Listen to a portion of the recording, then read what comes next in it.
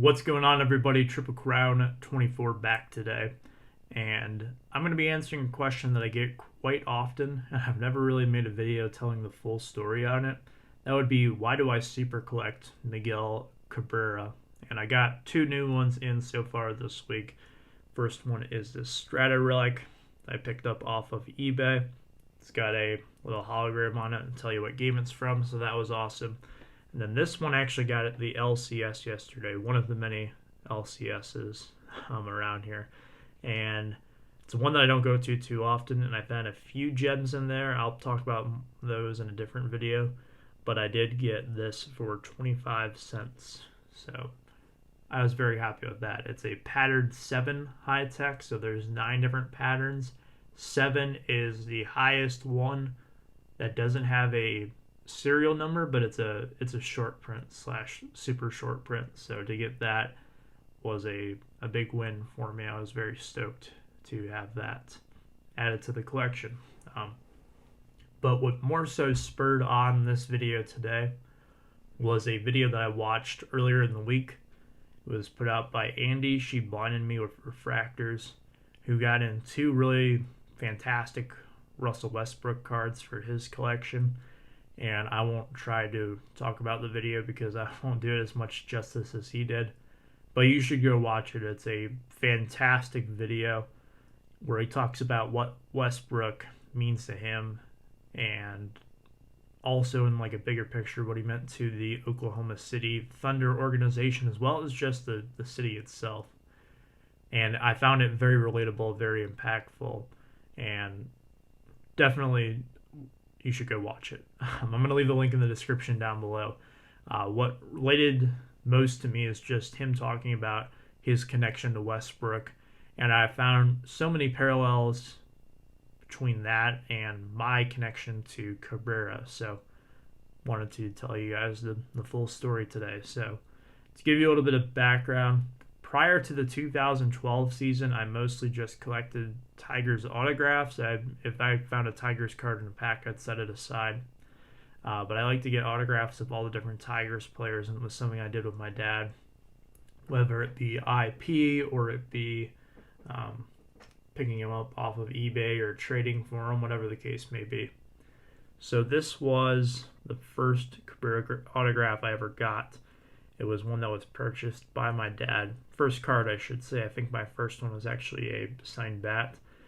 So he surprised me with this one. It was awesome to find this waiting for me when I got home that day. So pretty sweet. It was in the Marlins uniform because the Tigers Miggy autographs at the time were crazy expensive. I'm talking, if you could find one for under $100, you were doing pretty well.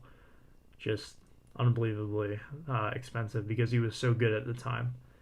And we get into the 2012 season, which is the year that he won the Triple Crown, and that's probably what will stand out most to me from that season. Not so much that the Tigers won the pennant or anything.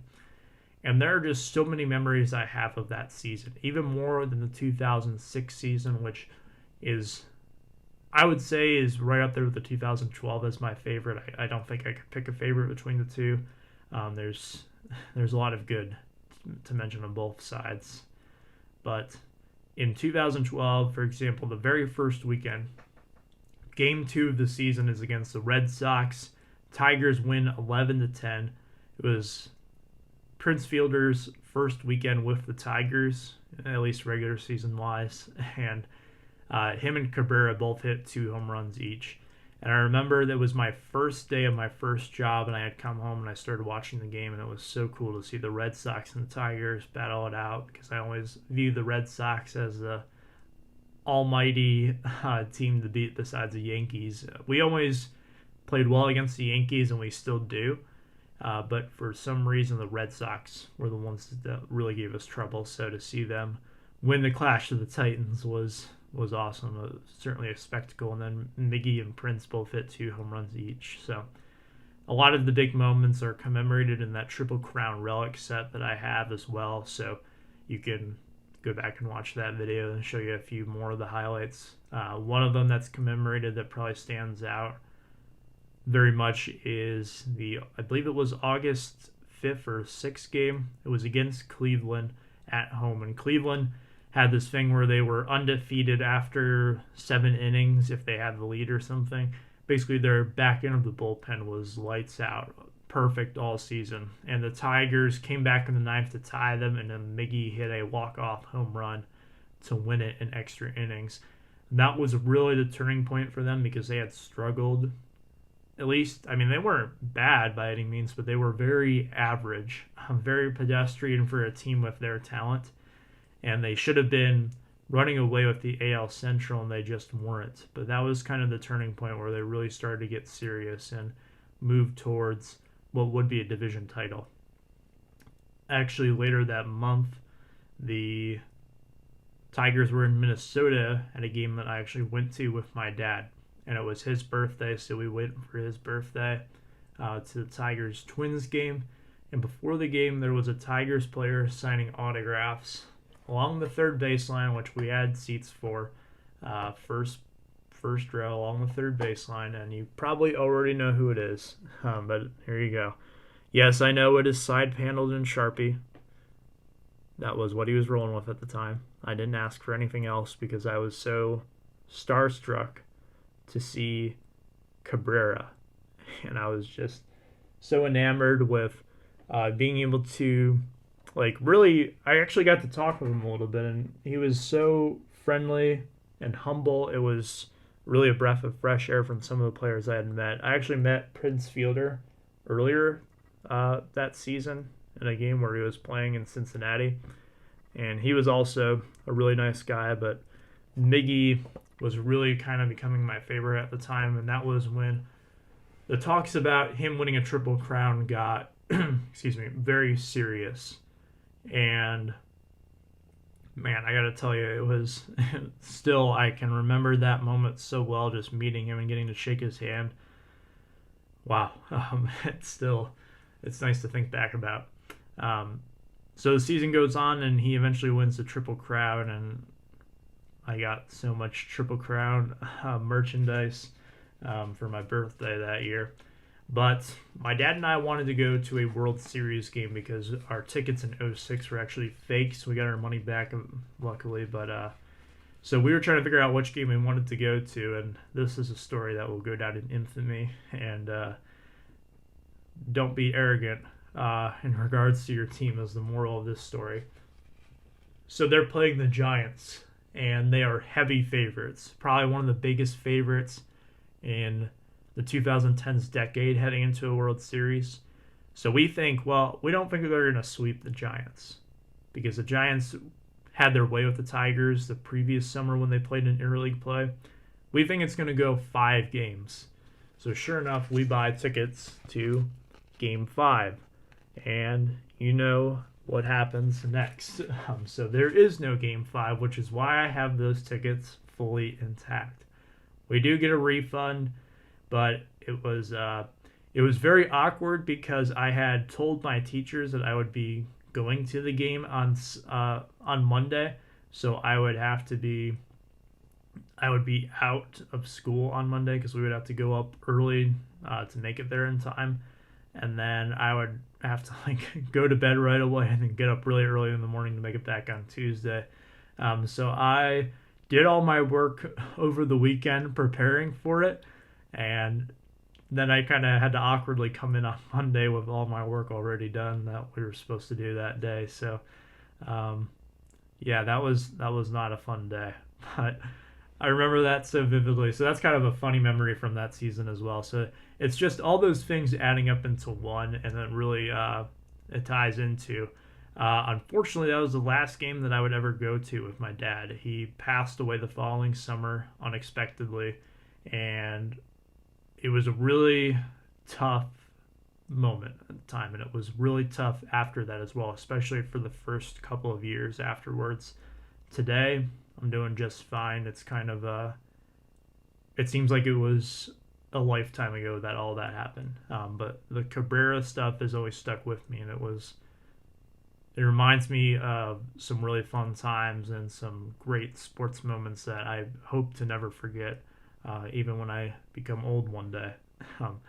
But what really what really started to get me more into the collecting side, besides those moments, is I also collected Lions players and various Tigers, a lot of whom would get traded away or they would leave, especially around 2015, 2016, 2017, when pretty much every Detroit sports team decided to enter a rebuild simultaneously, with maybe the exception of the Lions, but it still kind of was a rebuild after Calvin Johnson left, and it still is a rebuild. Let's face it, they've been rebuilding since 1957 when they last won a championship, but that's a rant for a different video.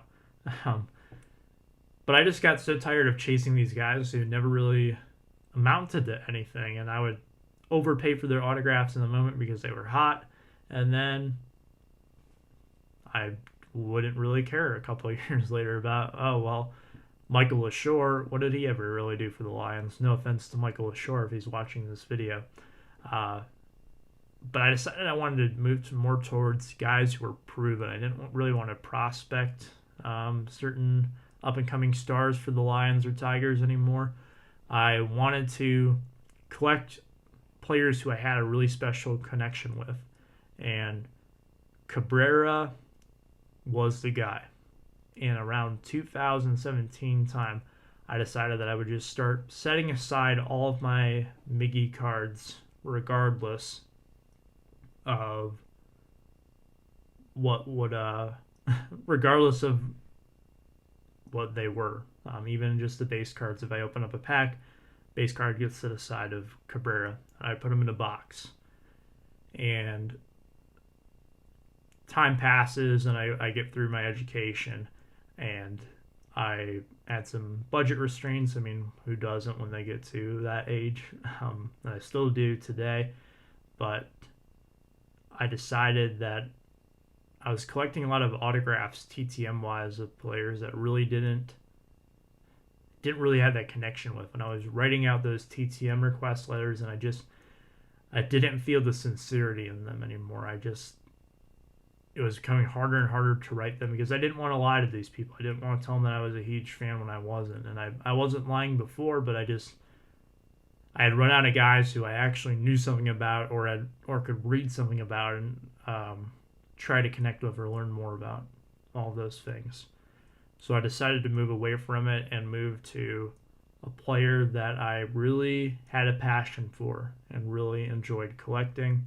And there are so many different sets too that he is in that it makes it fun, where I have a reason to track down this card right here. Like, this is a pretty cool looking parallel here.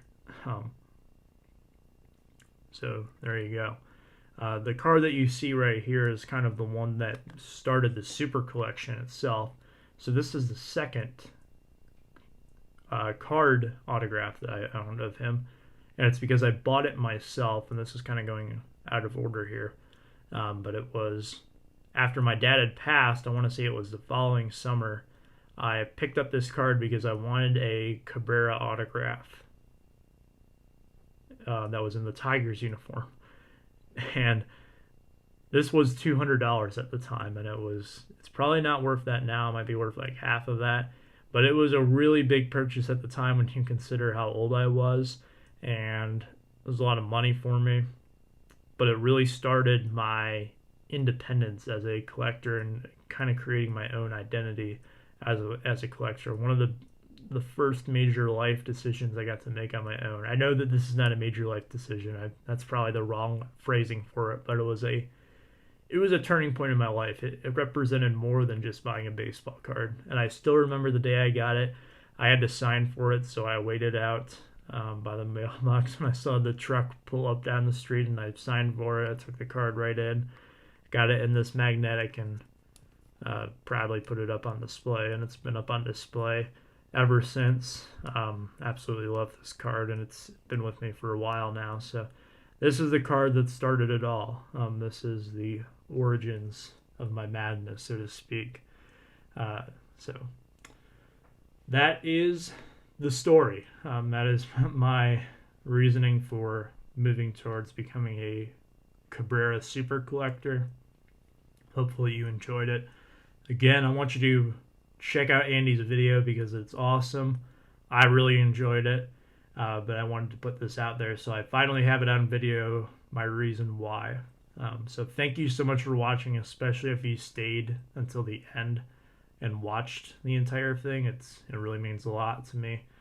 This is probably one of the more personal videos that I've done in terms of kind of peeling back the curtain a little bit and talking about some stuff I don't normally talk about. So again, really appreciate your time today, and leave a comment down below. Let me know what you think, and I'll be sure to see you next time. Till then, have a good one.